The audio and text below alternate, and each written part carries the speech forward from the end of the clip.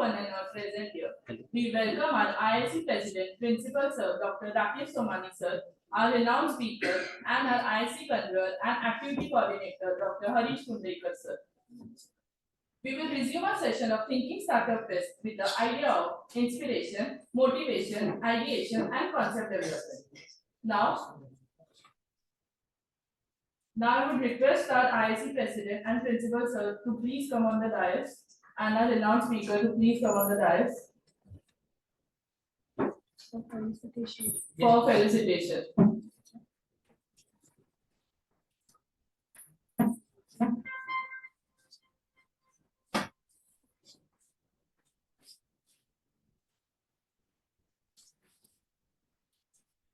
Most welcome to you. Thank you for the opportunity. Thank you so much for your time.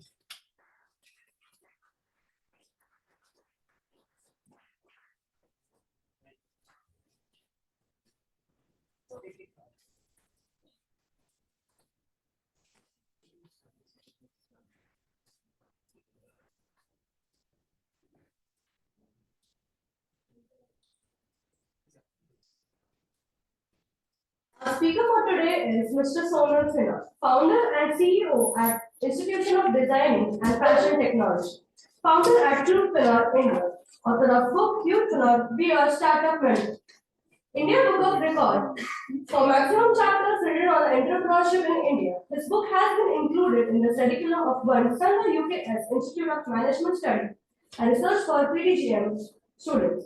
Youthpreneur Be a Startup Mentor book has been recognized and included as reference book in multiple colleges and universities in Mumbai, including D.Y. Patil, Thomas Sahani Engineering College, Governors College, and many more. He is also included in external paper setup for entrepreneurship subject at D.Y. Patil. Welcome on the stage. Thank you. Motivational session basically, but I'm not going to tell any founder's story here, okay? Because you will get in YouTube. Right? You will get everything on YouTube if you want motivation, everything, every knowledge is available on YouTube. But today, I will share story of a small entrepreneur from a very small town. Okay? तो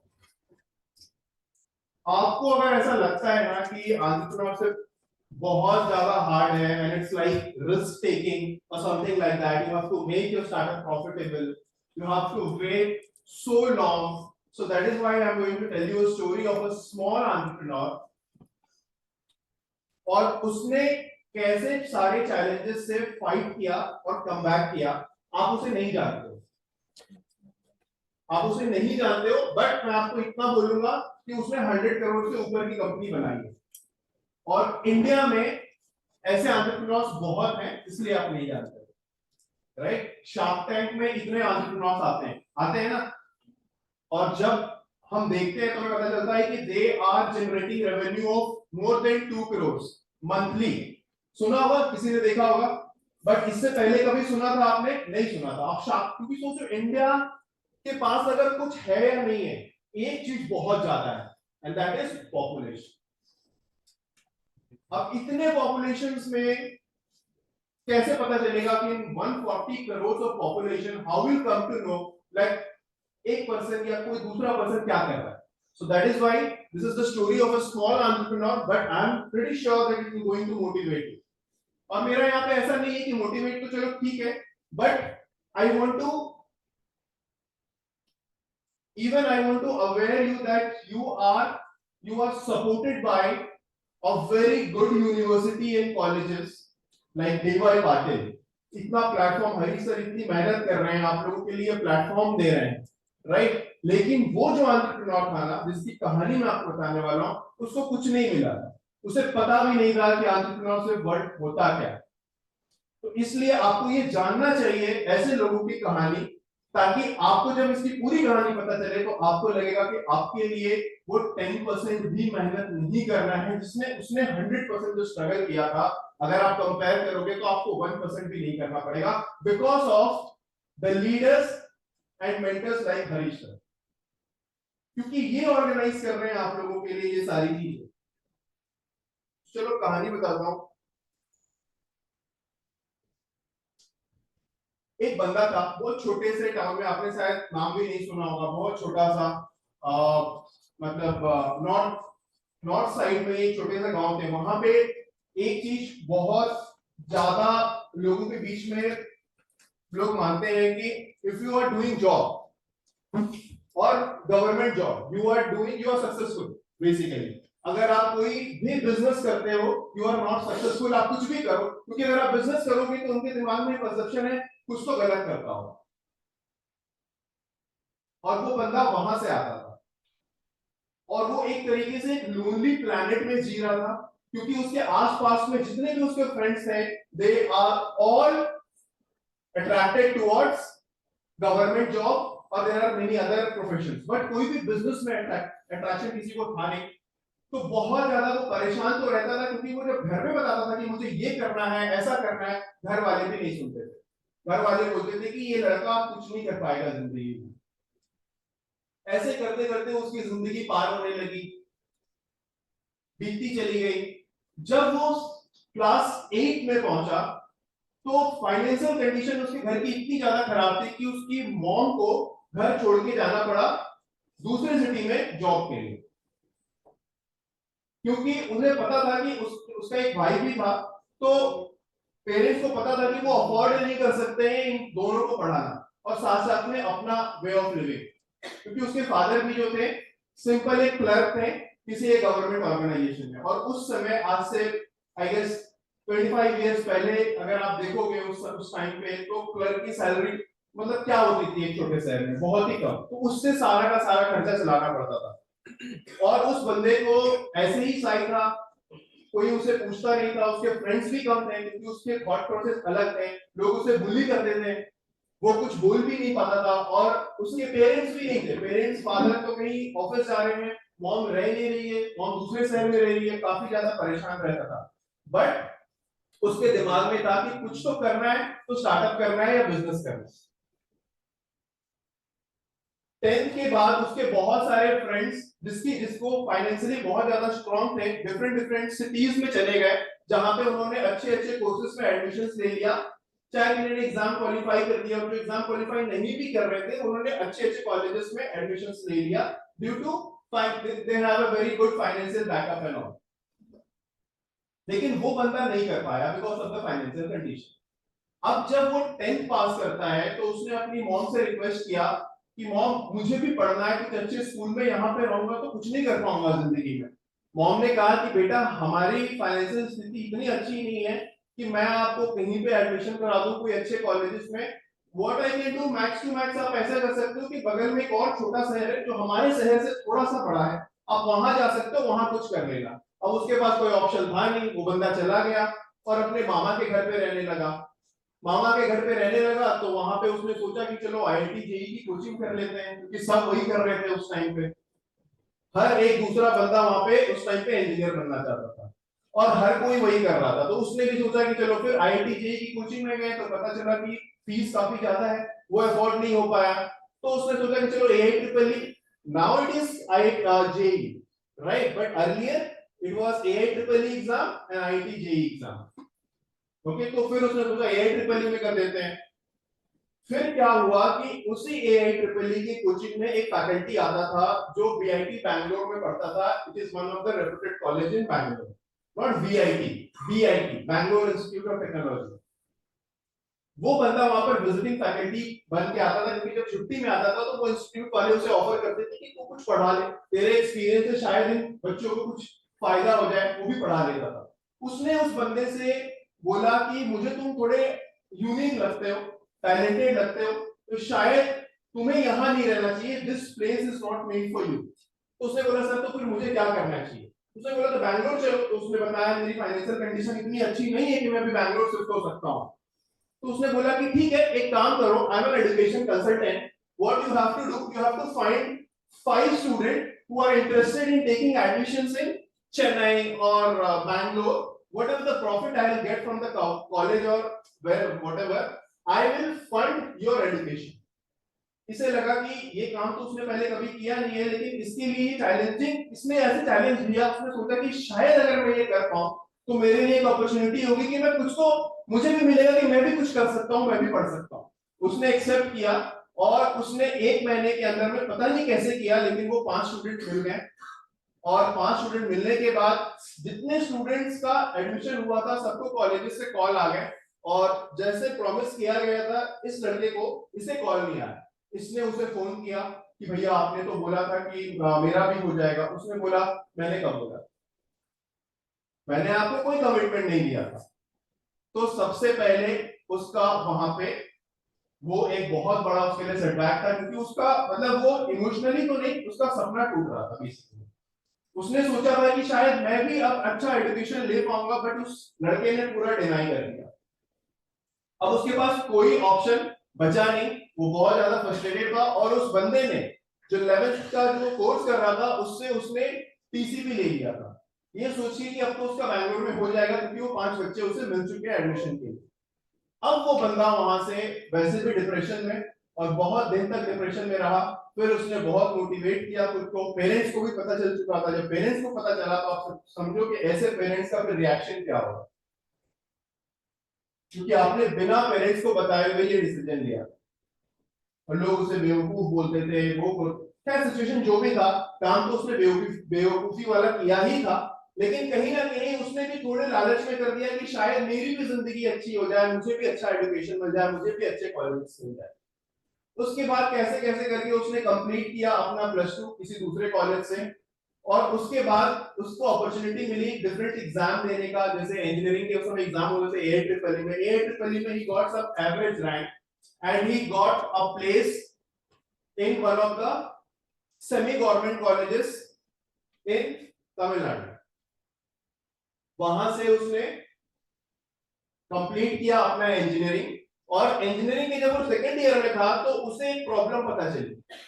वैसे भी उसे business ही करना था, तो उसने वो ऐसे भी प्रॉब्लम फाइंड आउट करता ही रहता था, और उसे एक प्रॉब्लम पता चली कि खास करके नॉर्थ साइड में ये एक परसेप्शन है कि अगर आपको IIT IIM नहीं मिलता है या NIT नहीं मिलता है तो आपकी जिंदगी बर्बाद है, आप कुछ नहीं कर सकते हो, क्योंकि वही अच्छे कॉलेजेस हैं बाकी नहीं है।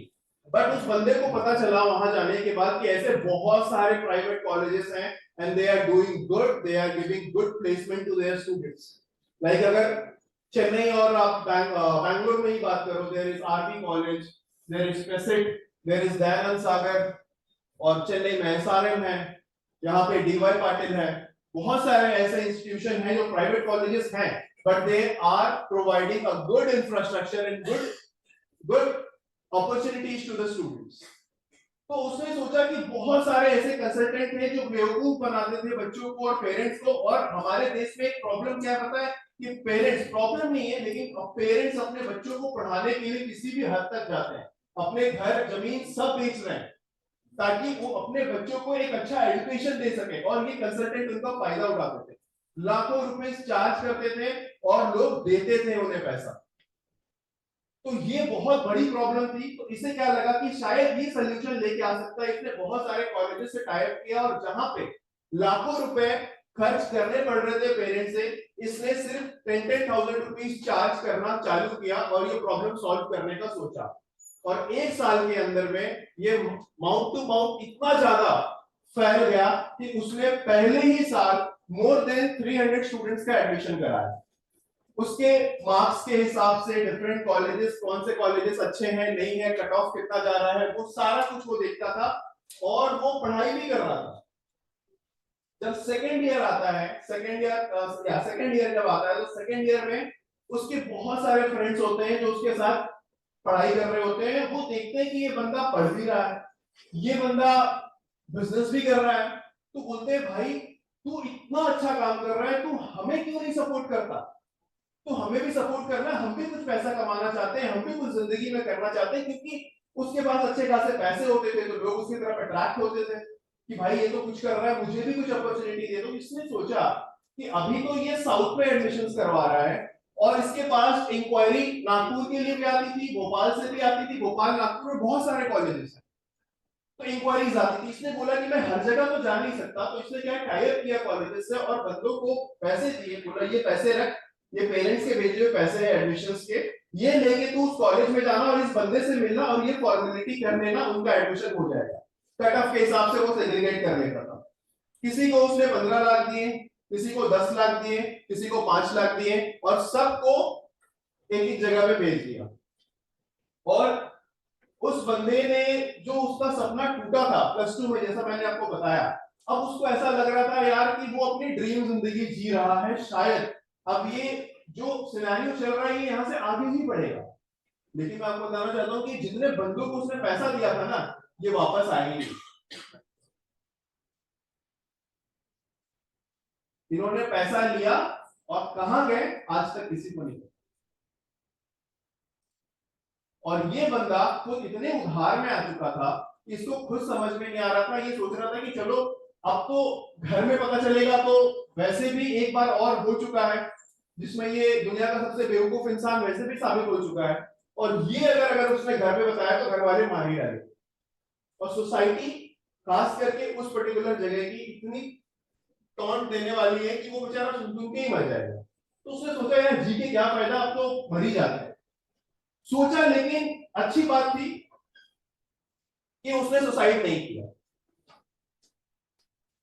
उसने सोचा कि ठीक है अभी जिंदगी है, जी लेंगे, चलो कुछ कर लेते हैं। लेकिन फिर उसके दिमाग में ये आ चुका था कि उसके पेरेंट्स बोलते थे कि देखो बिजनेस करना सबके बस की बात नहीं है, ये सिर्फ बड़े लोग ही कर सकते हैं, जिनके पास पैसे होते हैं ना वही बिजनेस कर सकते हैं, और जो पावरफुल लोग होते हैं वो बिजनेस करते हैं। हम जैसे लोअर मिडिल क्लास लोगों का काम क्या है, जॉब करना। कोई एक अच्छा गवर्नमेंट जॉब का आप प्रिपरेशन करो और उस पर आप अप्लाई करो, कहीं ना कहीं आपका हो जाएगा। और मैं आपको बताता हूं, उस बंदे ने माना तो नहीं, लेकिन अब माननी ही पड़ी, मजबूरी थी, क्योंकि इतना कुछ हो चुका था, उसके पास एक्सप्लेनेशन देने के लिए कुछ था नहीं। तो उसने बोला कि चलो ठीक है गवर्नमेंट जॉब का प्रिपरेशन करते हैं। उसने आईबीपीएस का प्रीलिम्स निकाला, एसएससी सीजीएल का एक एग्जाम होता है उसका प्रीलिम्स निकाला, लेकिन ये 1 साल के अंदर हुआ सब कुछ। और 1 साल के बाद उसने क्या डिसाइड किया, मतलब उसने सोचा कि अगर वो जॉब कर भी लेगा ना तो वो ज्यादा दिन तक नहीं कर सकता, वो कभी ना कभी उसे छोड़ना ही है, क्योंकि उसे करना बिजनेस ही था। तो वो बंदे ने घर में बिना किसी को बताए घर छोड़ के चला गया वो। हाँ, लेकिन घर में मैसेज डाल दिया था कि मैं सेफ हूं और मैं इस काम से जा रहा हूं, मुझे पता है कि अगर आपको ये पता होता तो आप मुझे जाने नहीं देंगे। और वो बंदा किसी एक मेट्रो में जाके ट्राई करता है स्टार्टअप करने का। जब वो मेट्रोस में आता है तो उसे पता चलता है कि जिंदगी इतनी आसान नहीं है, क्योंकि मेट्रोस में काफी ज्यादा रेंट थे। अगर आप कोई जगह घर पे लेते हो तो रेंट काफी ज्यादा था। तो वो बंदा बिजनेस करने के लिए एटलीस्ट उसे कुछ तो बूटस्ट्रैप करना ही था, अदरवाइज इन्वेस्टर तो वैसे ही पैसा नहीं देंगे, बोलेंगे इस बंदे को तो खुद अपने स्टार्टअप पे भरोसा नहीं, अपना पैसा लगा नहीं सकता, मेरा पैसा क्यों बर्बाद कर रहा है। ये कॉमन परसेप्शन है इन्वेस्टर्स का। तो उसने क्या किया, अपना सोचा कि जॉब करते हैं, पहले फाइनेंशियली स्टेबल हो जाते हैं। तो उसने जॉब के साथ साथ बिजनेस 2-3 ट्राई किया, और वो सुबह जॉब करता था और बेसिकली थोड़ा टाइम निकाल के उसी से, बेसिकली वो बंदा सेल्स में था, सेल्स में काम करता था, क्योंकि उसे ऑफर हुए थे आईबीएम से, टेक्निकल जॉब्स ऑफर हुए थे, लेकिन उसने नहीं किया because he wanted to understand the mindset of consumer. उसे लगा कि सेल्स प्रोफाइल से अच्छा कोई प्रोफाइल है ही नहीं। तो उसने ये काम करना चालू कर दिया। चालू करने के बाद 3-4 स्टार्टअप उसके और फेल हो गए। अब तो उसके पास कुछ भी नहीं बच रहा था, जो भी वो कमाता था वो सब चला जाता था, उसे समझ नहीं आता था। फिर वो सोचता था पीछे मुड़ के कि एक टाइम ऐसा था जब मैं इतना पैसा कमा रहा था और आज के डेट में मेरे सारे स्टार्टअप डूब रहे हैं, मैं क्या करता हूं। तभी अचानक से वो एक और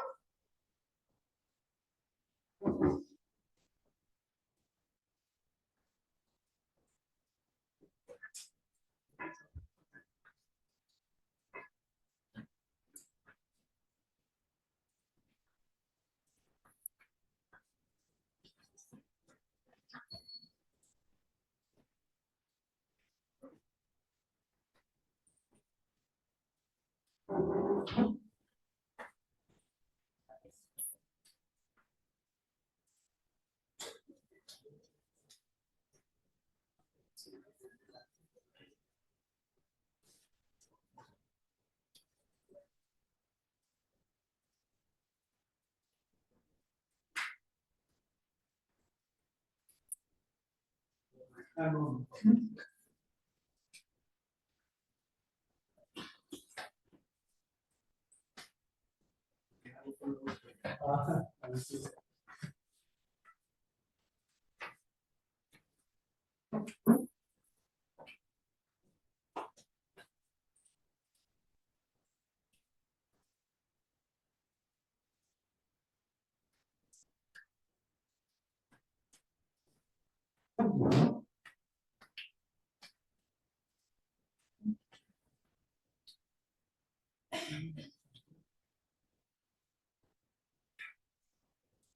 Okay, can I start? फिर उसे एक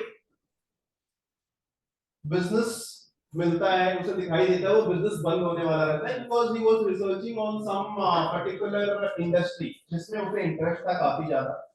So he was researching about that and he came to know that there is a company, there is a startup who is going to shut down in future. मतलब ऐसा कुछ तो चल रहा था. तो उसे ऐसा लगा कि इसमें काफी पोटेंशियल है. So he approached the founder of that particular company और उन्होंने बोला कि आप इतने दिन आपने इसे रन किया, भले ही ये लॉस में है लेकिन अभी आप बंद मत करो, एक साल और रुक जाओ, because I also wanted to associate with this particular company और मेरे पास इतनी सेविंग्स है, मैं आपको ये देता हूं, but I want 25% of this the company stake. ठीक है, ये हो गया. जैसे ही ये सारा सिनेरियो हुआ, 6 महीने के अंदर में एक सेंटर ही था, 2 सेंटर और हो गए 6 महीने के अंदर में. तो इसे लगने लगा कि भाई अभी ये अराउंड 8 साल का स्ट्रगल उसका फेलियर का हो चुका था. तो इसे लगा कि अभी 8 साल स्ट्रगल करने के बाद कुछ तो आया, कुछ तो समझ में आया कि भाई ये चलने लगा, मतलब कि मैंने कुछ तो कर दिया, ऐसा उसे लगने लगा. और हो भी रहा था वैसा. रेवेन्यू 3-4 टाइम्स बढ़ चुका था, 1 से 3 सेंटर हो चुके थे. तो ये उसके लिए मतलब एक मोरल बूस्ट से कम कुछ भी नहीं था. वो बहुत ज्यादा मोटिवेटेड हो गया. बट फिर एक और ट्रेजेडी हुई, और ट्रेजेडी ये हुई कि आ गया लॉकडाउन. और इस लॉकडाउन में उसने बोला कि भगवान भी नहीं चाहता कि वो सुसाइड ना करे, क्योंकि उसे कुछ समझ नहीं आ रहा था कि चल क्या रहा है. ये कुछ भी अच्छी चीजें होती है लाइफ में तो ऐसा सिनेरियो आ जाता है. और उसके बाद उसने सोचा कि घर पे बैठ के क्या करते हैं, कुछ तो नया करते हैं. तो उसने अपने टीम से बात करके ऑनलाइन कंपटीशन लॉन्च किया, जब सब घर पे बैठे थे, क्योंकि ऑनलाइन वो कुछ ऐसा कोर्सेस वो उसकी इंस्टीट्यूट प्रोवाइड करती थी जो ऑनलाइन करना थोड़ा मुश्किल था.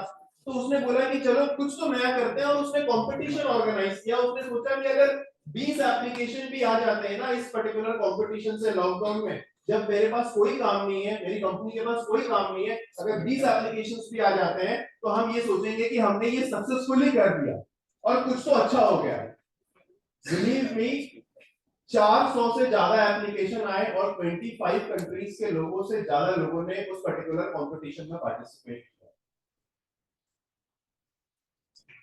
तो ये भी एक अलग उसके लिए था कि मतलब उसको लग रहा था कि अभी चलो लॉकडाउन आया लेकिन कुछ तो किया. और ऑनलाइन ही इतने एडमिशंस होने लगे दूसरे इंस्टीट्यूट से या दूसरे कंट्री से कि वो भी सोचने लगा यार चल अब तो शायद कुछ बुरा नहीं होगा. और हुआ भी वैसा ही कुछ. फिर उसने इस पर्टिकुलर प्रोग्राम के बाद उसने एक प्रेजेंटेशन बनाया. प्रेजेंटेशन बनाने के बाद उसने इन्वेस्टर को अप्रोच करना चालू किया. उसने पूरे स्टार्टअप इकोसिस्टम को समझा कि लोग समझते हैं कि प्रॉफिटेबल होंगे तो ही इन्वेस्टमेंट मिलेगा, और स्टार्टअप जो है प्रॉफिटेबल होके ही चलती है. बट रिसर्च करने के बाद चला कि फ्लिपकार्ट, स्विगी, जोमैटो ये सब लॉस मेकिंग स्टार्टअप्स हैं. India's most valued startup is Byju's, और उसने 2021 फाइनेंशियल ईयर में 4,500 करोड़ का लॉस किया है सिर्फ एक साल में. तो उसे पता चला कि ये कुछ भी नहीं है. और फिर आपके सबसे फेवरेट शार्क कौन है? अश्विन ग्रोवर. क्यों है? कुछ रीजन बता सकते हो? आपको क्या अच्छा लगता है उनके बारे में? बहुत गुस्सा करती है, अच्छा लगता है. स्ट्रेट फॉरवर्ड है, दोगला है.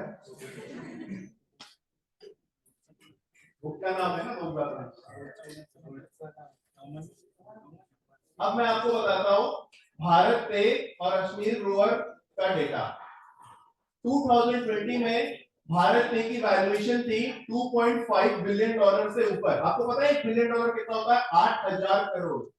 और 2.5 बिलियन डॉलर मतलब आज के डेट में अगर आप देखोगे तो 20,000 करोड़ के आसपास उसका वैल्यूएशन था। और 2020 में उस बंदे ने अपने कंपनी को चलाने के लिए ही invested 229 crore and got the revenue of only 6 crore. Revenue 229 crore पैसा जला के उसने रेवेन्यू कितना लाया? 6 करोड़। और पूरे शार्क टैंक में बैठ के सबको धंधा करना सिखाता है। प्रॉब्लम इज, मैं ऐसा नहीं बोल रहा हूं, मैं उस पर उंगली नहीं उठा रहा हूं कुछ भी, मैं आपको वही बता रहा हूं जो हकीकत है। और 2019 में भी यूनिकॉर्न था भारत पे और उस समय उसकी रेवेन्यू 0 थी। उसका बिजनेस मॉडल बताता हूं आपको। उस बंदे ने खुद कमिट किया है कि मैंने पेटीएम को कॉपी किया है। कभी सुना ये इंटरव्यू? उसने खुद कमिट किया है कि मैंने पेटीएम को कॉपी किया है। और पेटीएम मर्चेंट से कुछ पैसा लेता था ट्रांजैक्शन का, इसने ट्रांजैक्शन से पैसा ही नहीं लिया। तो लेगा नहीं तो कमाएगा कैसे? At least not for you, at least for the sake of your investors.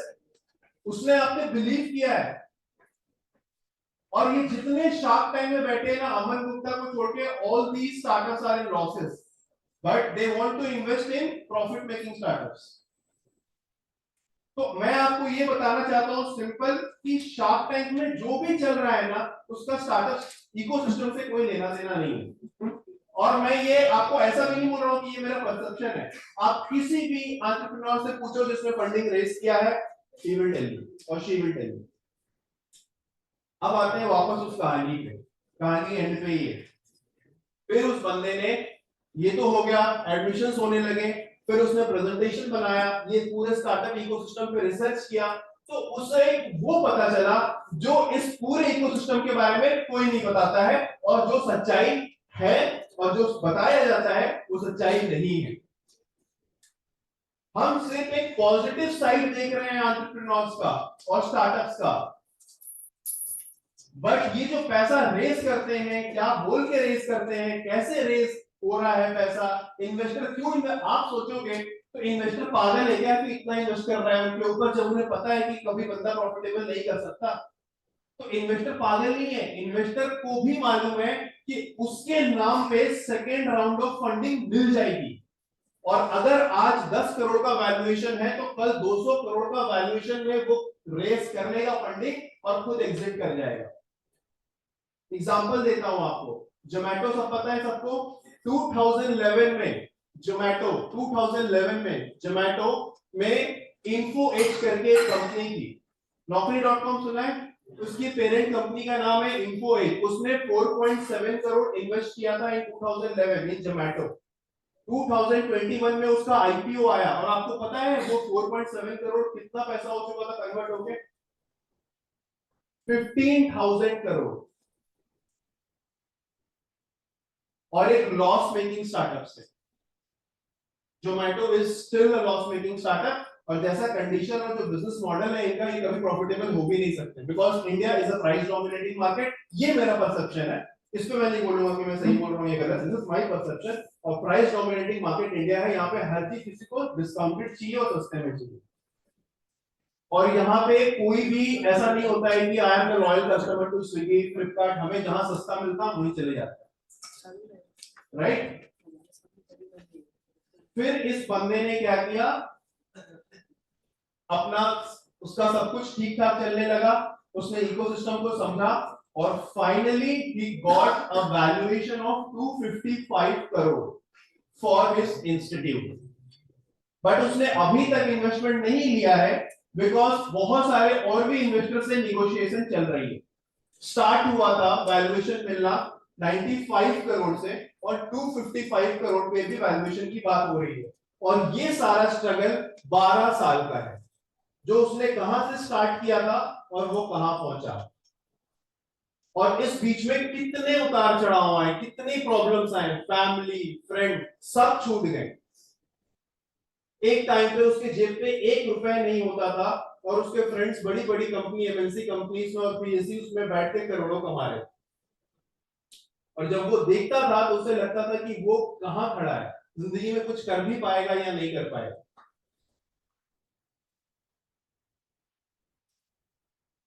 देखो मैं चाहता ना आपको ऐसे कुछ स्टोरी सुना सकता था, इलॉन मस्क का स्टोरी सुना सकता था आपको, या कोई भी बड़े फाउंडर का स्टोरी सुना सकता था, लेकिन शायद वो आप में से या सभी लोगों में से 3 या 4 बन पाएंगे, क्योंकि इलॉन मस्क सब बन जाएंगे। ये तो बेसिकली प्रैक्टिकली मैं जस्टिफाई नहीं कर, मैं चाहता हूं कि आप सब इलॉन मस्क जैसे एंटरप्रेन्योर बने, बट प्रैक्टिकली अगर देखा जाए तो सब बनेंगे नहीं बनेंगे मालूम नहीं। लेकिन मैं इतना चाहता हूं कि मैं इतना जानता हूं कि अगर आपने अपने आप को मोटिवेटेड रखा तो इस तरह के एंटरप्रेन्योर तो आप बन ही जाओगे कि आपकी कंपनी का वैल्यूएशन एटलीस्ट 255 करोड़ आपको मिल जाए। और मैं आपको बता रहा हूं इंडिया में ऐसे कंपनीज और 200 करोड़ की कंपनी बनाना कोई बड़ी बात नहीं है। और आप सोच रहे हो कि उसको लॉस मेकिंग रहेगा तो कंपनी नहीं चलेगी, तो याद रखना कंपनी को प्रॉफिटेबल करना भी जरूरी नहीं है।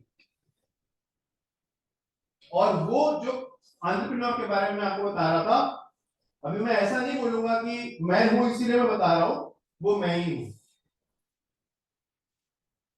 ये मेरी स्ट्रगल है। और मैं कभी नहीं चाहता मेरे बीच में ऐसे बहुत बार टाइम आए जब मुझे लगा कि मुझे गिव अप कर देना चाहिए, कोई जॉब कर देना चाहिए या सुसाइड ही कर लेना चाहिए, लेकिन शायद, और मेरे पास ना कोई मेंटर था ना मुझे कोई बताने वाला था। मैंने शहर का नाम इसलिए नहीं लिया क्योंकि शायद किसी न किसी ने अगर देखा होगा प्रोफाइल तो उसे पता चल जाता।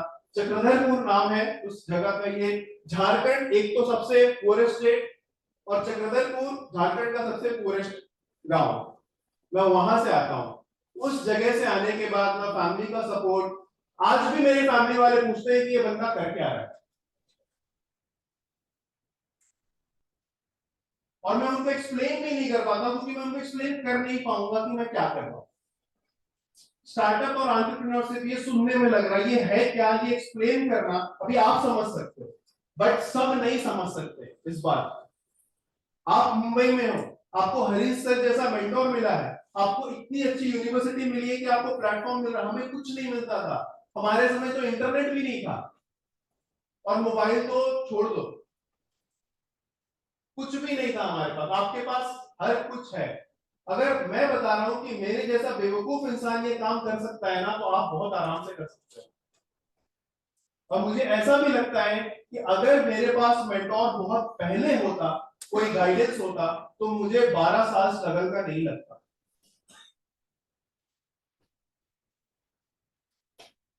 और एक बात हमेशा याद रखना कि अगर आप नहीं करोगे ना, तो कोई ना कोई दूसरा इंसान इनोवेट कर रहा है आज इंडिया में। आप शार्क टैंक से एक अच्छी चीज सीख सकते हो कि ऐसी ऐसी कंपनी आ रही है जिसके बारे में आपने कभी नहीं सुना, और महीने में 2-2 करोड़ का रेवेन्यू। आज के डेट में इतने रेस्ट्रिक्शन है गवर्नमेंट ऑफ इंडिया की तरफ से, अगर आप इन्वेस्टमेंट करते हो ना इंडिया में, बहुत रेस्ट्रिक्शंस हैं। आपको टैक्सेस इतने हैं। कभी सुना है सिंगापुर शिफ्ट हो रही है स्टार्टअप्स? सिंगापुर स्टार्टअप शिफ्ट हो रही है आजकल, और जो एग्जीक्यूटिव की सैलरी ज्यादा है, इनकम ज्यादा, वो दुबई शिफ्ट हो रहे हैं। इसका रीजन पता है? सिंगापुर में पहली बात तो कंपनी रजिस्ट्रेशन करना बहुत आसान है, इंडिया में उतना आसान है नहीं। इंडिया में इतनी टैक्सेस देने पड़ेंगे, सिंगापुर में टैक्सेस काफी कम है। और यहाँ पे अगर आपकी इनकम 1 करोड़ से ऊपर है या 5 करोड़ से ऊपर है, तो फिर आपको 44 तो सरचार्ज मिला के 44% तो टैक्स ही है, आधा पैसा तो आपको टैक्स देना पड़ेगा। Dubai is a tax free country. आज के डेट में ये प्रॉब्लम होने के बाद भी आज बड़ी बड़ी कंपनियां इंडिया में इन्वेस्ट करना चाहती है। पता है क्यों? हम अपना सर पकड़ के बैठे हैं, कितना पॉपुलेशन है, दूसरी कंट्री को तो इंडिया से अच्छा डेस्टिनेशन मिलता ही नहीं। इतने लोग हैं जिसको आप अपना सामान बेच सकते हो। आज के डेट में देखो, एमवे का प्रोडक्ट बेच बेच के लोग करोड़पति बने हैं। एक बंदा चाय बेच के 100 सेंटर खोल दिया और बन गया एमबीए चाय वाला। इस देश में कुछ भी पॉसिबल है। और अगर आज के डेट में अगर आज के डेट में आप इंडिया छोड़ के जाते हो ना, तो मुझे ऐसा लगता है कि आप दुनिया की सबसे बड़ी गलती कर रहे हो, क्योंकि हर बड़ी कंपनी आज इंडिया में इन्वेस्ट करना चाहती है इतने रेस्ट्रिक्शंस के बाद भी।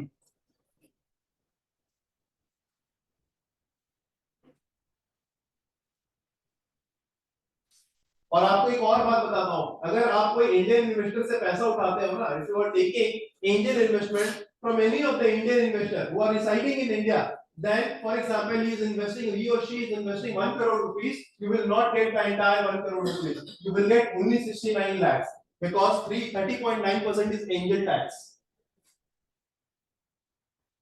क्योंकि गवर्नमेंट ये समझती है वो इन्वेस्टमेंट भी इनकम है, जबकि ऐसा नहीं है।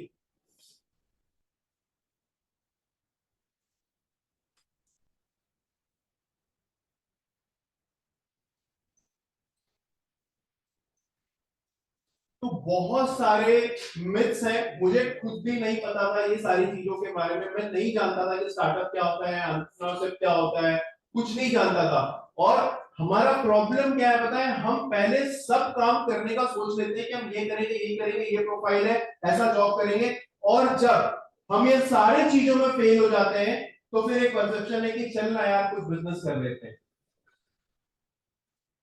और इसलिए मैं नहीं बोल रहा हूं, ये डेटा बोलता है कि 100 में से 95% स्टार्टअप इंडिया में पहले साल में ही फेल हो जाते हैं। और लोग सोचते हैं कि ये रिस्क है, रिस्क कुछ भी नहीं है। क्यों? क्योंकि आप क्लास 10 में बैठोगे, अगर आपने ज्योमेट्री नहीं पढ़ा, अलजेब्रा नहीं पढ़ा, ट्रिग्नोमेट्री नहीं पढ़ा, और आप सोच रहे हो कि मैं एग्जाम में फेल हो जाऊंगा, तो आप फेल हो गए, आप सोचो नहीं आप होने वाले हो। लेकिन अगर आप प्रिपेयर करके जाते हो तो आपके फेल होने के चांसेस कम हो जाते हैं ना। फिर आपको इस बात का रहता है कि यार 80 से कम ना आ जाए, 90 से कम ना आ जाए।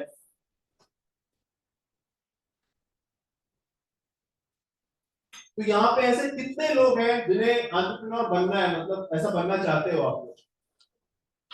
बाकी कोई नहीं बनना चाहता।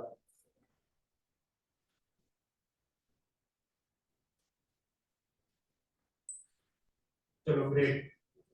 कोई मुझे बता सकता है कि एंटरप्रेन्योर क्यों नहीं बनना चाहते? मतलब कोई ऐसा आदमी कि सबसे बड़ा चैलेंज क्या है?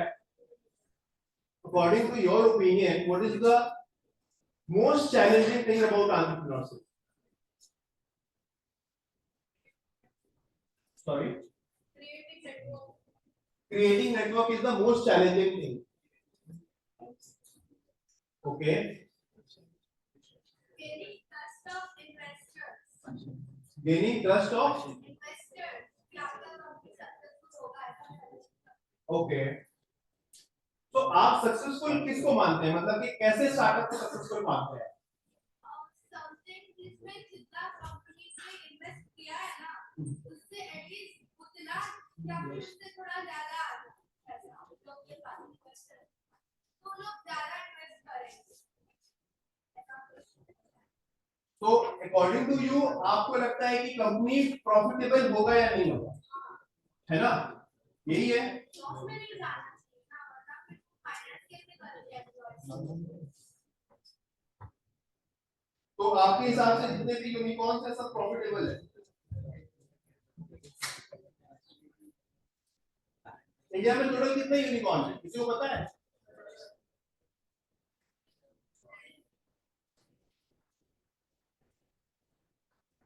अप्रॉक्सीमेटली 100 से ऊपर है, right?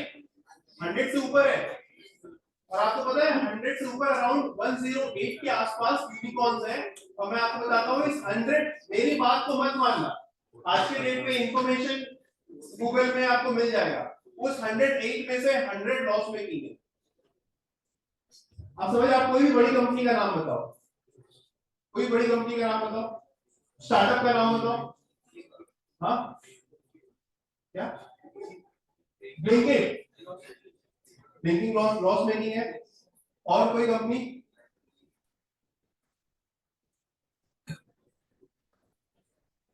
Swiggy, white hat junior, white hat junior वो प्रॉफिटेबल है या लॉस मेकिंग है? वो भी लॉस मेकिंग है। बीच में अभी स्टेटमेंट आया था बायजूस का कि वो शट करने वाले हैं, व्हाइट हैट जूनियर को बंद करने वाले हैं, वो चल नहीं रही है। बाद में ब्रांड वैल्यू गिर जाएगा, उसलिए बाइजू रविंद्रन उसके फाउंडर है, उनको आके बोलना पड़ा कि हम लोग उसको बंद नहीं कर रहे हैं, बट वो बहुत ज्यादा ही लॉस मेकिंग कंपनी है, बट वो जब बिका था इन मोर देन 2000 करोड़।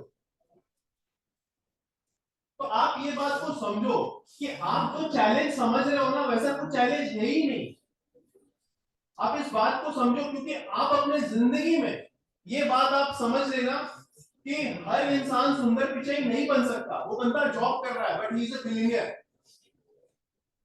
आप अपनी जिंदगी में अगर आप जॉब करोगे ना, आप करो, बट आप एक करियर ऑप्शन अगर आपने एंटरप्रेन्योरशिप को लेके रखा, तो मैं आपको गारंटी देता हूं, वारंटी भी नहीं बोलूंगा, मैं गारंटी देता हूं, आप में से जितने लोग बैठे हैं ना, 200 करोड़ की कंपनी बनाना आज के डेट में कोई बड़ी बात नहीं है। इसका मतलब ये बिल्कुल भी नहीं है कि 200 करोड़ की कंपनी में रेवेन्यू लाने बोल रहा हूं, नहीं।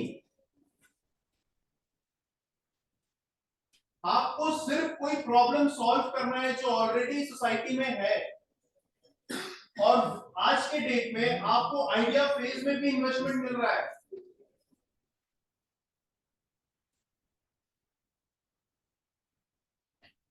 तो आप अगर ये सोच रहे हो कि प्रॉफिटेबल करना है, तो ऐसी कोई कोई कोई बात नहीं, तो कोई कंपनी है ही नहीं प्रॉफिटेबल। है 3-4 कंपनी है बड़ी बड़ी, आपको मिल जाएंगी, but they are in very less amount, less numbers. और कोई चैलेंज आपको लगता है? कोई ऐसा है जो यहाँ पे कुछ एक्सपेरिमेंट कर रहा है या कुछ फाउंड कर रहे हैं, कुछ स्टार्टअप स्टार्ट करने की कोशिश कर रहा है? क्या है स्टार्टअप आपका?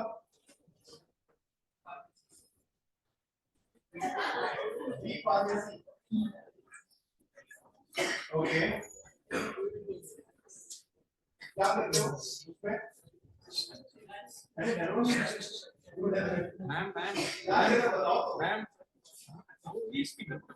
मैम मैम स्पीकर तो बस तो ऑलरेडी है ना। ना बस तुम्ही लावून अच्छा, जैसे वो टाइम रिड्यूस कर दो, तो इसके लिए अभी तक कहाँ तक पहुंचा है? अभी टाइम मतलब ये आइडिया है। Yes,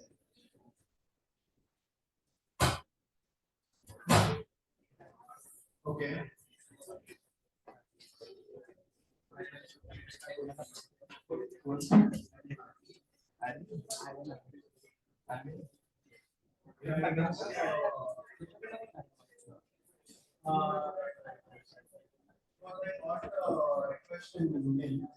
from another founder. I don't remember the name, but this is a product. Okay, great. So क्या आपको challenge?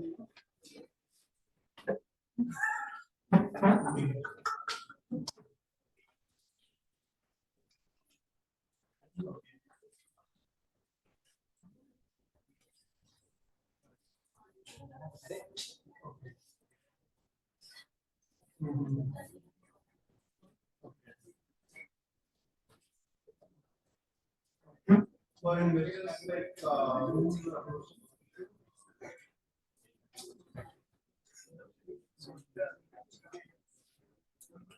you can also try for white phone.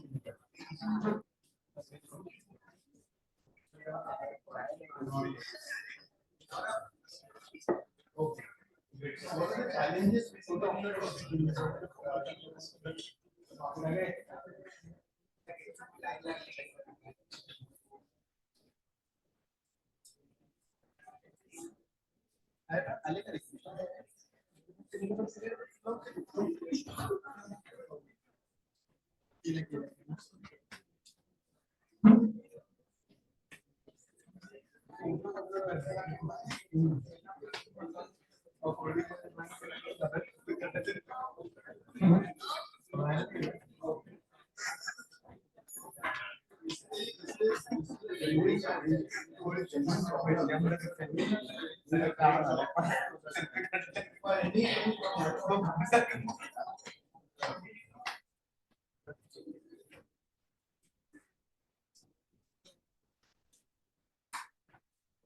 वहां दो लोग स्टार्टअप ऑलरेडी कर रहे हैं, आप लोग कोई कर ही नहीं रहे हो, क्यों नहीं कर रहे हो? मतलब कुछ ऐसा कोई तो बता रहा हूँ कि क्या चैलेंजेस आते हैं, अगर आप मुझे बताओगे तो मैं कुछ हेल्प भी कर पाऊंगा।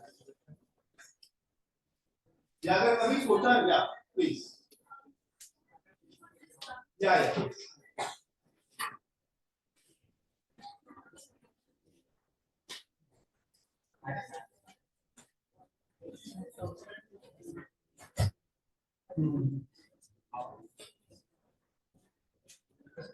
ओके कॉन्फिडेंस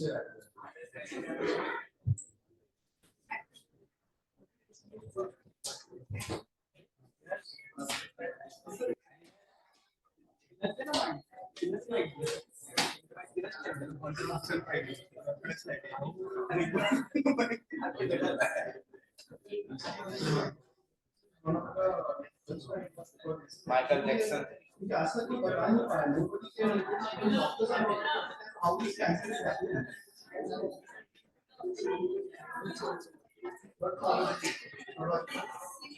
इधर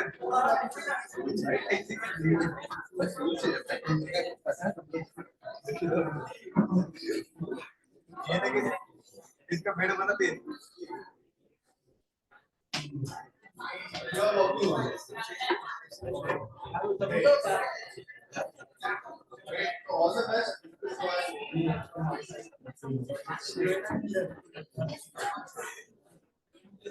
Already you are thinking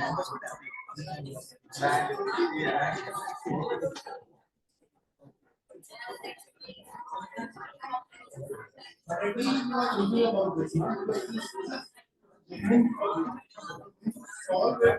So I guess start recording them so that like food habits and in normal day-to-day life.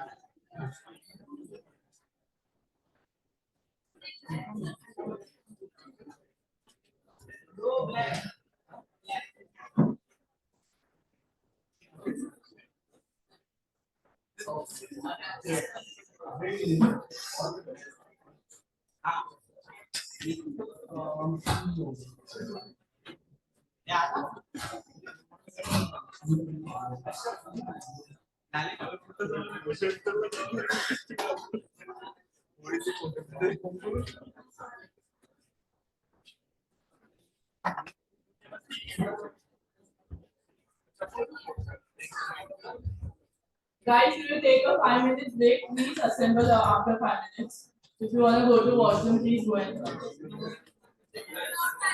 Nobody will leave the bags. Please keep your bags over here.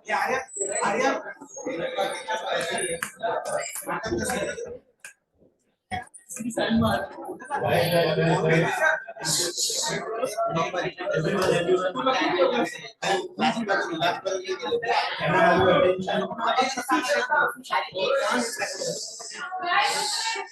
Can I have your attention, please?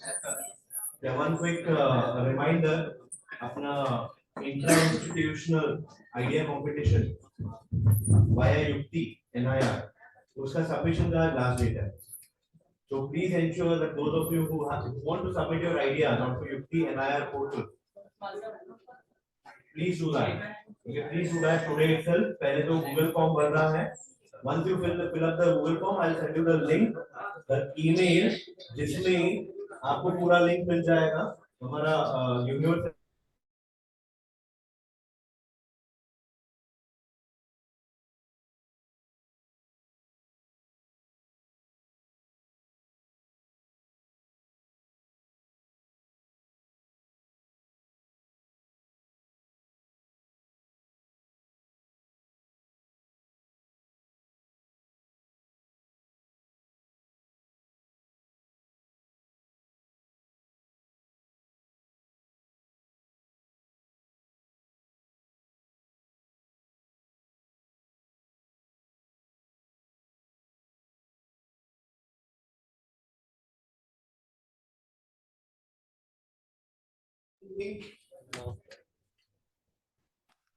कुछ भी जानते हो design thinking के बारे में? Anyone? कभी सुना है? No?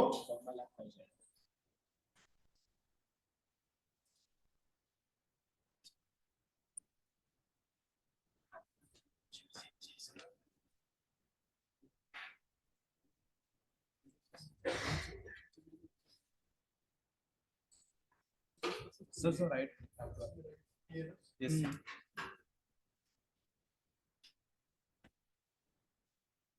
सबसे पहले तो मैं आपको एक बेसिक सा बात बता देता हूँ डिजाइन थिंकिंग के बारे में. It is just an attractive word. ये है क्या?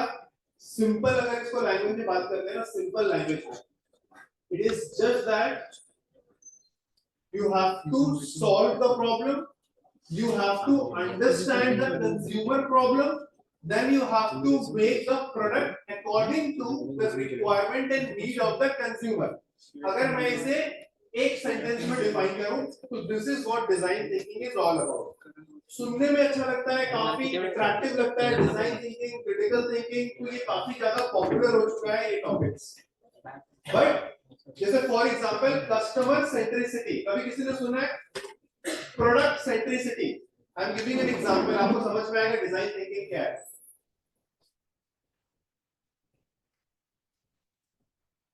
आज के डेट में आपको जब भी कोई मूवीज देखनी होती है, कोई भी शो देखना होता है, तो आप ओटीटी चैनल्स में देख लेते हो, राइट? सिंपल है, ओटीटी चैनल्स में आप देख लेते हो. मैं जब छोटा था ना, आज भी हो सकता है मुझे पता नहीं, तो अगर मूवी देखनी होती थी तो जी सिनेमा, सोनी मैक्स, ये सब चैनल्स आते थे, आज भी आते हैं, right? But that particular business is product centric. OTT platforms are customer centric. कैसे है मैं बता देता हूँ.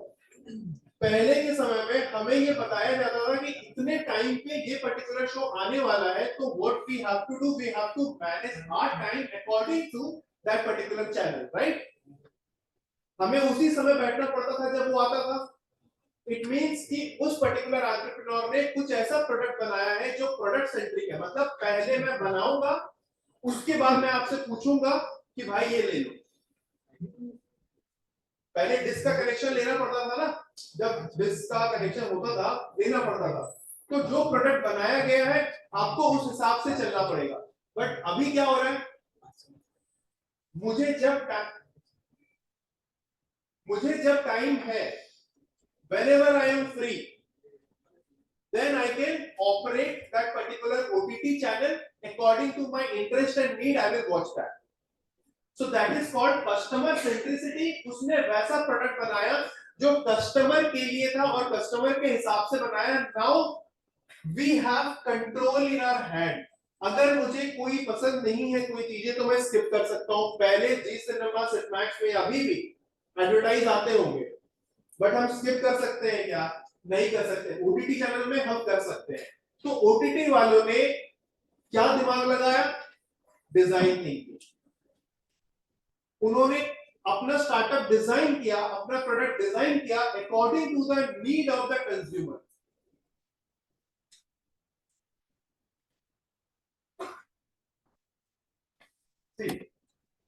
आपने पहले प्रोडक्ट बनाया, first you have made your product as an entrepreneur.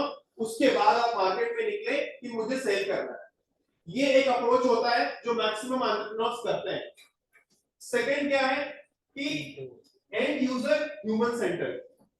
पहले मैंने पूछा आप सबसे कि मैं आपको इस पर्टिकुलर डोमेन में या इस पर्टिकुलर फील्ड में आपको क्या-क्या चीजें अच्छी लगती है, या ओटीटी चैनल्स वालों ने पूछा होगा कि आपको जब भी कोई आप सीरियल देखते हो या फिर कोई शो देखते हो या कुछ देखते हो तो आपको सबसे बड़ा चैलेंज क्या आता है? तो कंज्यूमर ने क्या कहा होगा? मुझे टाइम नहीं मिल पाता है देखने का, क्योंकि जिस टाइम में वो आता है मैं उस समय ऑफिस में रहता हूँ, राइट? ये सबसे बड़ा चैलेंज था. एड्स आते हैं तो मेरा एक्स्ट्रा टाइम जाता है, राइट? तो ये दोनों प्रॉब्लम का सॉल्यूशन ओटीटी चैनल्स ने दिया. तो उन्होंने कंज्यूमर से बात की और देखा कि एग्जिस्टिंग क्या प्रॉब्लम है इस पर्टिकुलर डोमेन में, और उसके बाद उन्होंने प्रोडक्ट बनाया. इसलिए ये प्रोडक्ट जो हो गया, ये क्या हो गया? प्रॉब्लम को समझ के बनाया गया. सो that is basically design thinking. समझ में आ रहा है? कोई डाउट? पक्का?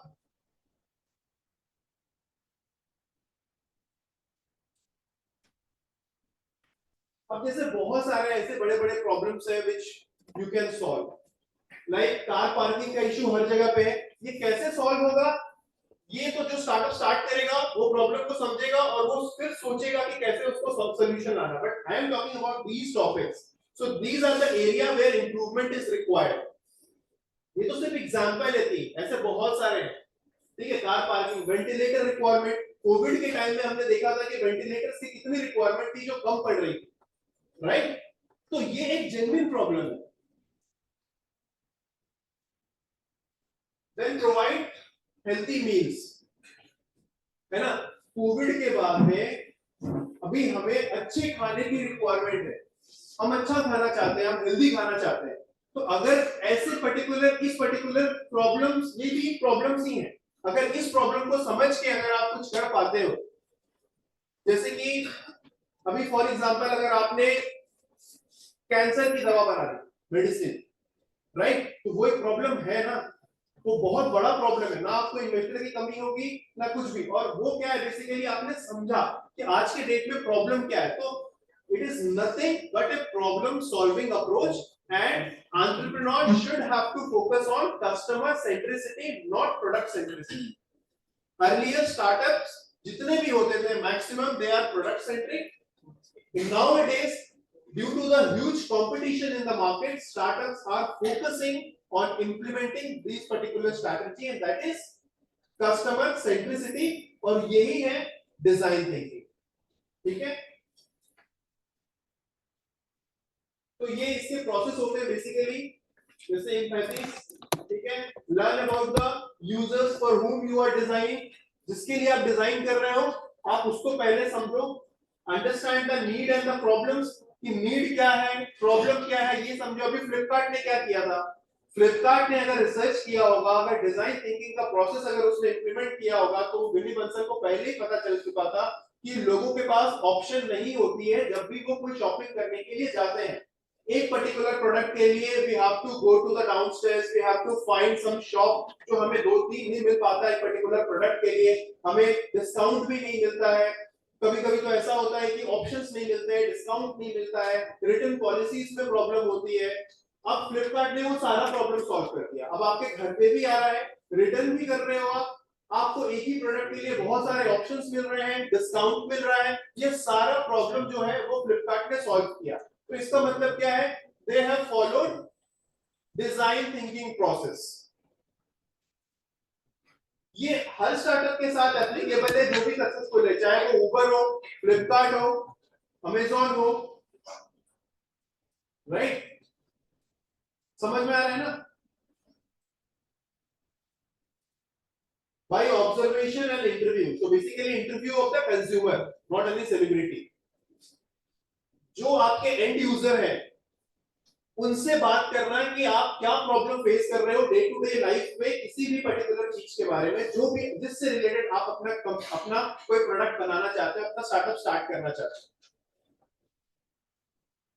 अभी आई वाज टॉकिंग विद क्या नाम है, नीलांश, ओके, नीलांश से मैं बात कर रहा था, तो उन्होंने अपने स्टार्टअप के बारे में बताया। तो कहीं ना कहीं ये भी डिजाइन थिंकिंग प्रोसेस है। आपको ये भले पता नहीं होगा कि ये डिजाइन थिंकिंग है, बट है ये डिजाइन थिंकिंग, राइट। हम पहले बिजनेस करते थे, हमारा प्रोडक्ट कोई ना कोई खरीदता था, लेकिन हम उस समय कहां जानते थे कि ये प्रॉब्लम सॉल्व हो रहा है, because at the end of the day we are solving some our customer problems, that is why they are purchasing product from us, right. तो आप भी जो भी कर रहे हो वो डिजाइन थिंकिंग ही है, बिकॉज़ आपने कंज्यूमर के माइंडसेट को समझा और ये प्रॉब्लम को समझा जो जेन्युइन प्रॉब्लम है आज के डेट में। That is why you are getting good feedback from even government of India, because ये सच में बड़ा प्रॉब्लम है, right. So this is whatever you are doing, that is design thinking process.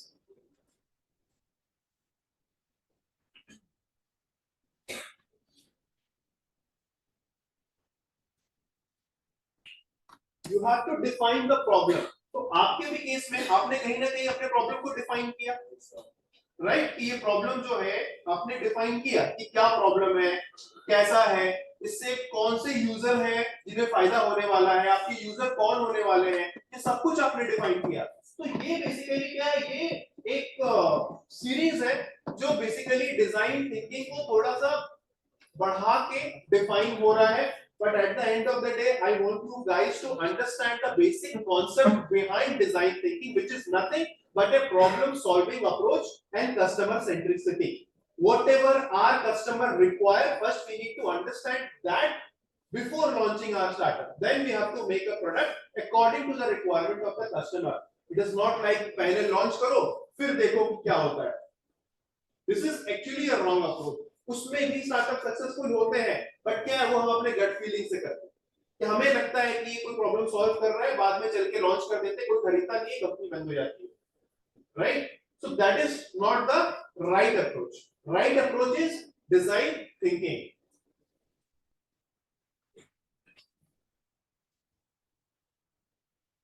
Now ideate.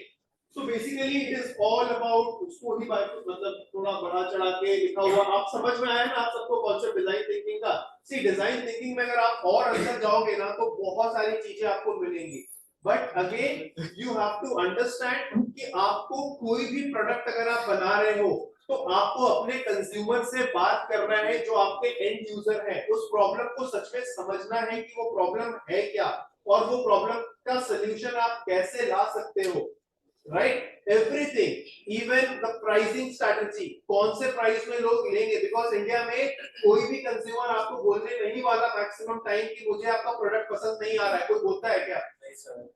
और इसी particular चीज को समझने के लिए startups are spending billions of dollar to understand what my consumer are talking about me in different website, what they are commenting about my startup. Because अगर हम consumer को समझेंगे तो एटलीस्ट हम इनहैंस कर सकते हैं, whether it is in pricing strategy और अदर स्ट्रेटजी. और वैसे भी India is a price dominating market. Right? अभी डिजाइन थिंकिंग, अगर आपने शार्प टैंक देखा होगा, आपने फ्लैट हेड एक शूज का एक फाउंडर आया था, आपने देखा किसी ने फ्लैट हेड देखा ना आपने. अब डिजाइन थिंकिंग भी एक जगह पे काम नहीं करता है. वैसे design thinking is very popular but एक जगह पे काम नहीं करता है. ये मेरा पर्सनल थिंकिंग है, मैं आपको बताता हूं कैसे. ये फ्लैट हेड का एग्जांपल है. फ्लैट हेड का वो बंदा आया, उसको पूछा गया कि आपका प्रोडक्ट क्या है, उसने बताया ये इको फ्रेंडली शूज है. राइट? जबकि वो दिखने में उतना अच्छा नहीं था, मतलब उसका लुक अच्छा नहीं था. तो उसने बोला कि भाई इसका प्राइस क्या है. अमन गुप्ता ने पूछा, बोला कि sir it is around 4500 rupees. But the problem is that in India, if you are getting good shoes of Adidas, Nike, 3000, 4000 rupees, why people will invest in these kind of shoes? ठीक है, वो environmental friendly है. आज के date में India को में लोगों को जहां पे सबसे ज्यादा मिडिल क्लास रहते हैं, देखो कुछ ऑफेंस नहीं बट सच्चाई है, तुम दिल पे हाथ रख के बोलना ये सच है या नहीं है. हमें कुछ फर्क नहीं पड़ता कि हम क्या प्रोडक्ट और एनवायरनमेंट को क्या सॉल्यूशन दे रहे हैं नहीं दे रहे हैं. मैक्सिमम जो जनरल कंज्यूमर है ना उसको चाहिए सस्ता सुंदर टिकाऊ. राइट? जब मुझे एडिडास मिल रहा है उतने ही रेट में या उससे कम में, अरे एनवायरनमेंट के बारे में सोचने के लिए मोदी जी है ना. हम क्यों सोचे भाई? हम अगर सोचेंगे, जब मेरे जेब में बहुत पैसे रहेंगे ना और मुझे लगेगा कि मुझे कुछ तो सोसाइटी के लिए करना चाहिए, then I will think. Even we can think about American citizens and Europe citizens because they have good amount of money. Their per capita income is far better, they are बहुत excellent. They have per capita income huge they have. तो वो सोच सकते हैं एक बार में कि चलो ठीक है हमने प्रोडक्ट भी खरीदना है और किसी के लिए हम हेल्प करेंगे.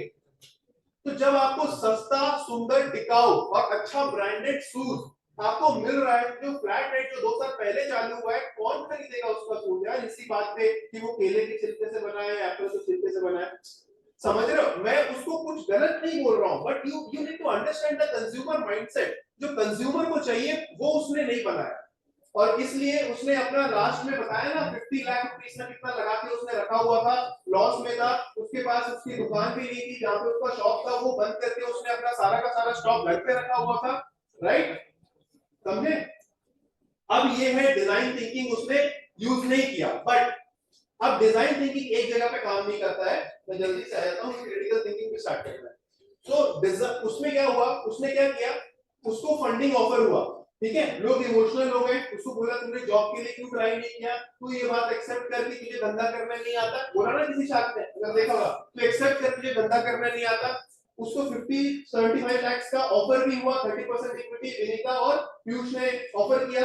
लेकिन फिर भी उस बंदे ने जेन्युइनली बोला ठीक है मुझे नहीं चाहिए, मैं आपको ऑफर भी नहीं लेता हूं और आपने सही कहा मुझे धंधा करना नहीं आता है, मैं फिर से जॉब करूंगा, सीखूंगा, आऊंगा और उसने क्या किया, पूरे दुनिया के सामने, क्योंकि वो नेशनल टेलीविजन में था, पूरे दुनिया के सामने वो बन गया बेचारा, क्योंकि उसने 2 खून आंसू से गिरा। समझ में आ रहा है? और 2 दिन के बाद उसके लिंक्डइन में पोस्ट आता है, उसका सारा स्टॉक खत्म। याद रखना एक बात हमेशा जिंदगी में, आपको दूसरा बंदा, 95% लोगों के लिए बोल रहा हूं, सबके लिए नहीं बोल रहा हूं, अच्छे लोग भी दुनिया में है, 95% लोग आपको अपने से ऊपर नहीं देखना चाहते। ये कड़वी सच्चाई है, पर सच्चाई है। जिस दिन आप इस दुनिया में लोगों के लिए बेचारा बन गए ना, आपको और कुछ करने की जरूरत नहीं है, प्रोडक्ट कैसा भी। तो वहां लोगों ने क्यों खरीदा उसके प्रोडक्ट को? क्यों? क्योंकि वो बंदा जो बेचारा रो रहा था, वो ना रो, इसलिए नहीं कि उसका प्रोडक्ट अच्छा लगा। क्योंकि प्रोडक्ट अच्छा होता तो पहले ही बिक चुका होता, अभी उसे इतना टाइम नहीं लगता शार्क टैंक में आके इतना दुबला रोने का। तो डिजाइन थिंकिंग जहां पे इमोशन आ जाता है ना, वहां पे डिजाइन थिंकिंग भी काम नहीं करती। एटलीस्ट आपका प्रोडक्ट ऐसा नहीं कि कुछ भी नहीं होना चाहिए, एटलीस्ट इतना होना चाहिए कि काम चलाने लायक प्रोडक्ट है। आप इमोशनली, इससे क्या पता चलता है कि इमोशनली आप अपने कंज्यूमर से अगर कनेक्ट कर गए, आपको कुछ और करने की जरूरत नहीं है। जैसे एक ब्रांड के बारे में मैं आपको बताता हूं, टाटा है ना, वो कहीं ना कहीं बहुत सारे इंडियन से इमोशनली कनेक्टेड है। टाटा के प्रोडक्ट, चाहे वो रतन टाटा है, रतन टाटा की बहुत रिस्पेक्ट है मार्केट में। अब मैं आपको बताता हूं कि रतन टाटा के बारे में एक बात बहुत फेमस है, और वो फेमस ये है कि उन्होंने अपना ट्रक जो था, जो टाटा का ट्रक आता था, वो पाकिस्तान में पहले बिकता था, लेकिन उन्होंने बंद करवा दिया। ये सोचिए कि वही ट्रक का यूज करके पाकिस्तान हमारे सेना पे अटैक करेगा, राइट? तो उनको बोला गया पैट्रियोटिक ऐसा वैसा। लेकिन आपको बताना चाहता हूं, मुझे नाम एग्जैक्टली याद नहीं है, but there is a truck company in South Korea owned by Tata, और वो पाकिस्तान में सेल करता है। तो मैं यहाँ पे मैं आपको बस डेटा बता रहा हूं कि गर्व अभी भी टाटा रहा है बिजनेस की, but as a consumer we are emotionally attached to that particular company.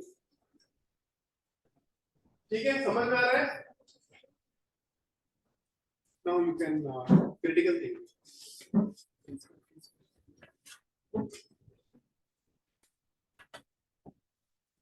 Critical thinking उसके ऊपर ही नीचे ही है। Now what is critical thinking? Anyone? Critical thinking?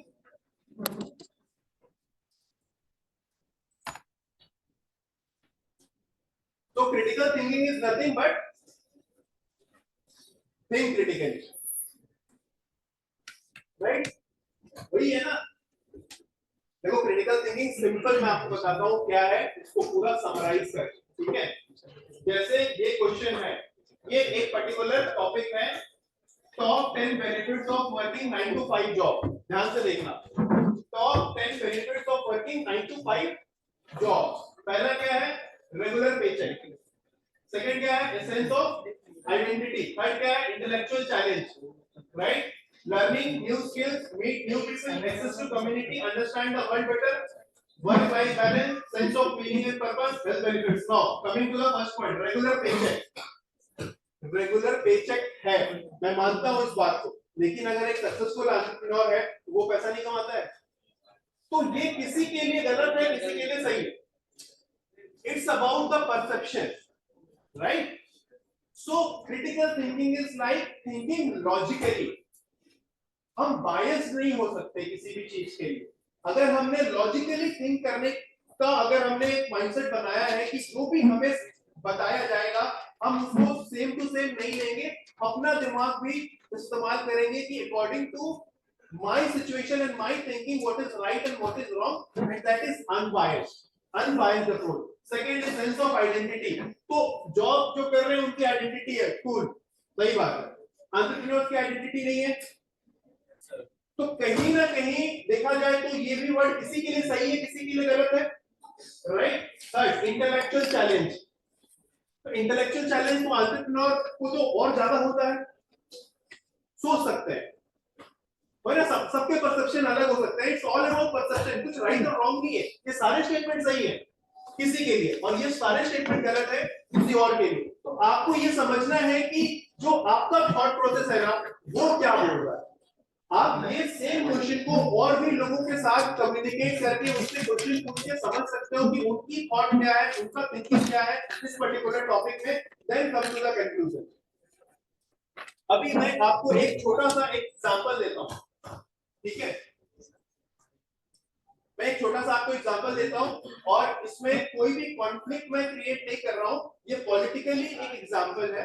आप समझ जाओगे कि बेसिकली क्रिटिकल थिंकिंग और एक नॉर्मल थिंकिंग बेसिकली क्या मतलब। अगर किसी ने कुछ आकर बोल दिया, किसी लीडर ने बोल दिया, हम उस चीज को मान लेते हैं, ये बोल के कि उसने बोला है ना तो वो सच है, लेकिन हम ये नहीं सोचते हैं कि हम अपना दिमाग नहीं लगा रहे हैं कि उसने क्यों बोला, क्या बोला, कितनी सच्चाई है। एग्जांपल सुनो। फॉर एग्जांपल आज के डेट में हम ये बोल रहे हैं ना कि मतलब इंडियन आर्मी जो है बेसिकली हमारा जो बहुत ही सेंसिटिव एक टॉपिक है। इंडियन आर्मी आज बॉर्डर में खड़ी है, तो बॉर्डर में खड़े के हमें बचा रही है, राइट। तो हम उसके लिए हमेशा रहते हैं कि इंडियन आर्मी बहुत अच्छा काम कर रही है और क्यों अच्छा काम कर रही है, राइट। बट कोई अगर दूसरे वे में अगर सोचे तो इंडियन आर्मी की भी तो फैमिली है ना, उसको तो कोई शौक नहीं है वहां पे जाके बॉर्डर में खड़े रहना और अपने जान को हाथ में लेके घूमना।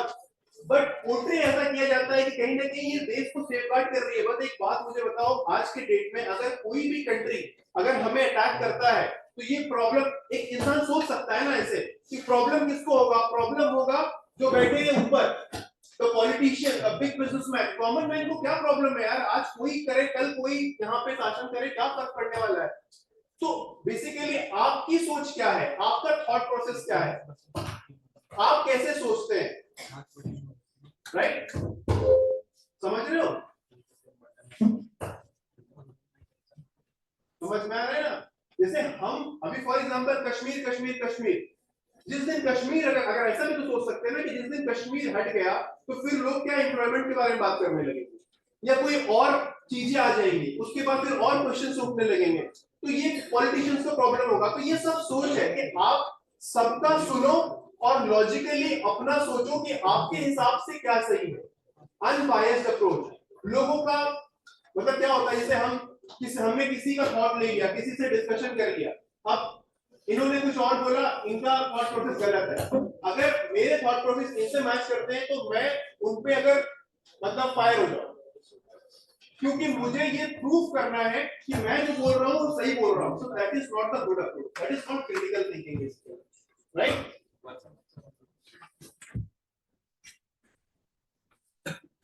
So basically logic, you have to think logically, and अगर कोई आपको काउंटर कर रहा है एक पर्टिकुलर टॉपिक में डिस्कशन करने के लिए तो you should not be panic. Panic हम कब हो जाते हैं, जब हमें लगता है कि हमने एक माइंडसेट बनाया है कि यही सही है और कोई दूसरा बंदा आके बोलता है नो दिस इज रॉन्ग, फिर हमें लगता है यार ये तो मतलब मेरे डिसीजन मेकिंग पे इसने उंगली उठा दी, ईगो पे आ जाता है। ईगो पे जब आ गया बात तो that is not critical thinking. Critical thinking is all about logic. You have to think logically, and every entrepreneur and startup is thinking logically, because अगर वो critical thinking का approach नहीं रखेंगे तो वो successful startup नहीं बना सकते। So how to think critically? Identify the question and problem. सबसे पहले we need to find out what is the question basically or what is the problem. We need to understand first, right? बहुत बार क्या होता है, हम सुनते नहीं है किसी का क्वेश्चन है क्या और हम अपना फीडबैक स्टार्टिंग में ही देने लगते हैं। तो एक बेसिक रिक्वायरमेंट है कि be a good listener before understanding. हमें जब स्कूल में ही पढ़ते थे हमें क्या समझाया जाता था, एग्जाम देने से पहले हमारे टीचर्स बोलते थे क्वेश्चन को 2 बार पढ़ना, क्वेश्चन को 2 बार पढ़ना और समझना कि क्वेश्चन पूछ क्या रहा है। खास करके ये मैथ्स में तो बिल्कुल बोलते थे, जब हमें ट्रिग्नोमेट्री बनाना रहता था या कोई ऐसा पर्टिकुलर टॉपिक रहता था जो थोड़ा हार्ड होता था तो उसको सॉल्व करना रहता था, तो उस केस में बोलते थे हमारे टीचर्स की क्वेश्चन को 2 बार पढ़ना, बिकॉज आपको क्वेश्चन को समझना बहुत जरूरी है, तभी जाके आप उसके सॉल्यूशन के बारे में सोच सकते हो। Now gather data. अब क्वेश्चन को आपने समझ लिया, अब इस क्वेश्चन के कितने आंसर्स हैं तो वो आपको डेटा गैदर करना पड़ेगा, चाहे आप अपने फ्रेंड से बात करो, उसके बाद चाहे इंटरनेट से डेटा गैदर करो, कहीं से भी करो, बट आपको उसमें आपको कोई पॉजिटिव बोलेगा, कोई नेगेटिव बोलेगा, बहुत सारी चीजें हो सकती है। जैसे फॉर एग्जांपल जैक मा का नाम सबने सुना है, जैक मा ने क्या बोला था कि पहले आप 40 साल की उम्र तक जॉब करो, पहले समझो कि बिजनेस होता कैसे है, उसके बाद आप जंप करो, जो काम उन्होंने किया था अलीबाबा के जो फाउंडर थे। लेकिन अगर वो सच है तो फिर रितेश अग्रवाल इतने सक्सेसफुल एंटरप्रेन्योर इतने कम साल में कैसे बन गए? तो कहीं ना कहीं दोनों थॉट अलग है, दोनों थॉट सही भी है आपके परसेप्शन से, क्योंकि आज के डेट में जेप्टो के फाउंडर का एज कितना है? Mister Palicha 19 year old. तो जैक मा तो अपने, वो तो सबसे रिचेस्ट है ना चाइना में, तो भी वो गलत साबित हो गए। तो it is all about perception, right? तो आपको लॉजिकली थिंक करना है कि आपके हिसाब से, डेटा के हिसाब से, लोगों के थॉट के हिसाब से सबको कंसीडर करके आपको आगे चलना होगा। Speak to random people, because हो सकता है कि आप अपने दोस्तों से बात करो तो वो आपका अच्छा सोचे, तो वो अच्छी अच्छी बातें करें, भले ही वो आप पे एग्री करते हैं या नहीं करते हैं, बट रैंडम पीपल से अगर आप बात करोगे किसी भी पर्टिकुलर टॉपिक पे, तो वो आपको जो जवाब देगा तो वो अपने थॉट के हिसाब से देगा, so that you can be able to analyse their thought also logically. So analyze data, advantages, disadvantages, consider thoughts and arguments. So there are, you will get many thoughts and arguments related to that particular topic. You have to consider each and everything before coming out to the conclusion. Unbiased research. So these are the part of critical thinking, and after that, decision making. Understood?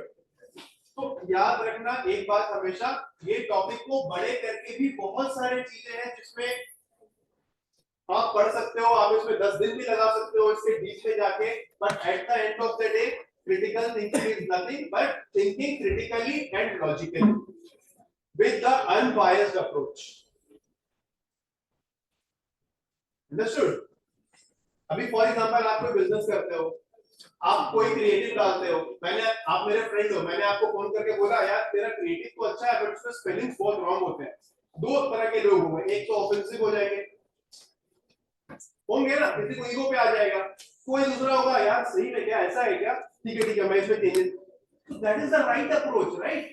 कि आप accept कर रहे हो आपकी गलती, और कहीं ना कहीं अगर वो बंदा अगर आपको बता रहा है तो आपको इंप्रूव भी करना है, तो दूसरा अगर क्लाइंट अगर देख लेगा तो वो आपको जज कर लेगा यार कि इस बंदे को लिखने नहीं आता है, ये क्या बिजनेस करेगा, right? It's all about professionalism. तो सवाल तो आपके स्टार्टअप में पहले ही उठ गया, और कोई कंज्यूमर बोलेगा क्या कि आपने ये गलती की है, हम आपको जज कर रहे हैं, कोई नहीं बताता ये सारी बातें।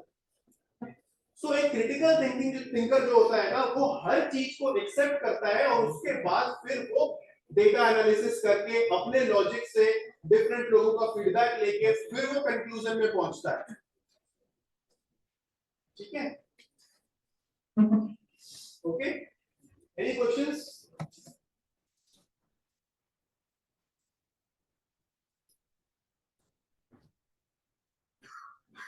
Okay, thank you guys.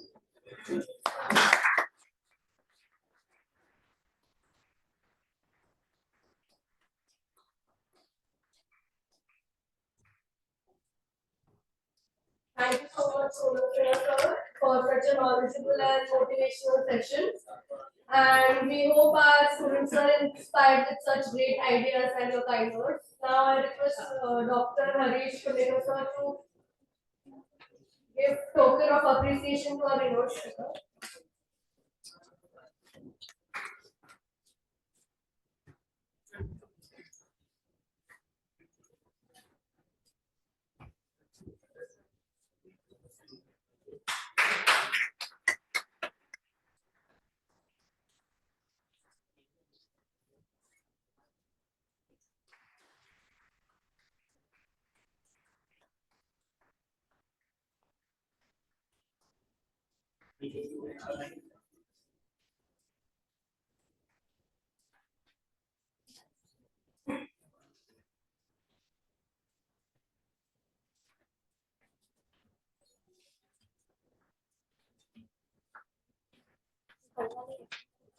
So this was our end of the day 2, and tomorrow we will be joining back as a part of Thinking Startup Fest tomorrow at the same timing for day 3.